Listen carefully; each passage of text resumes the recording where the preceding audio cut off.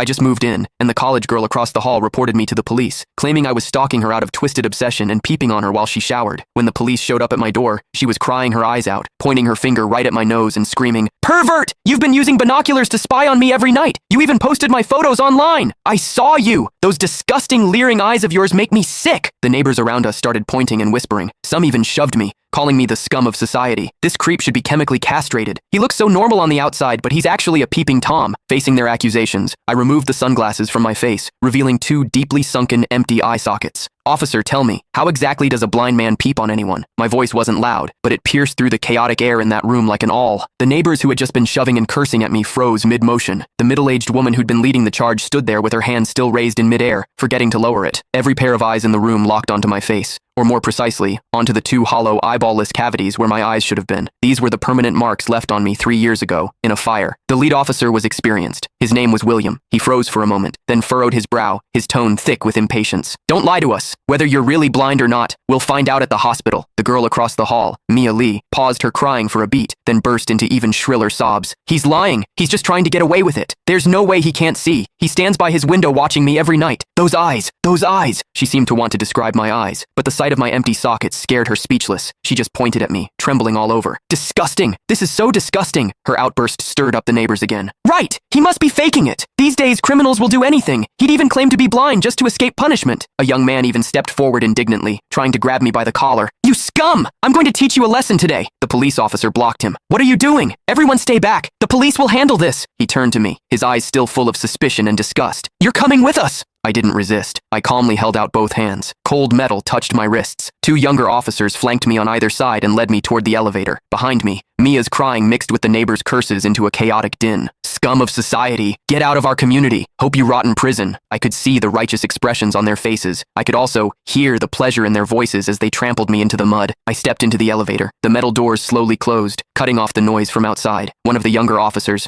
probably new to the job, couldn't help but ask me quietly, Are you really blind?" I tugged at the corner of my mouth but didn't answer. The other officer patted his shoulder, signaling him to keep quiet. But I knew that in their minds, the scales had already tipped completely in favor of that tearful young girl. After all, it was a young, pretty, pitiful college student on one side, and on the other, a suspicious man living alone, wearing sunglasses. In their eyes, it was crystal clear who was the victim and who was the perpetrator. What they didn't know was this. Sometimes, what the eyes see is the biggest lie of all. And I, a blind man, had seen something that none of them had. For instance, when Mia accused me, her heartbeat was steady, without a single ripple of genuine emotion. The interrogation room at the police station was harshly lit by fluorescent lights, and the air smelled faintly of mildew. I sat on a cold metal chair. Click the link in my bio to get the full story for free.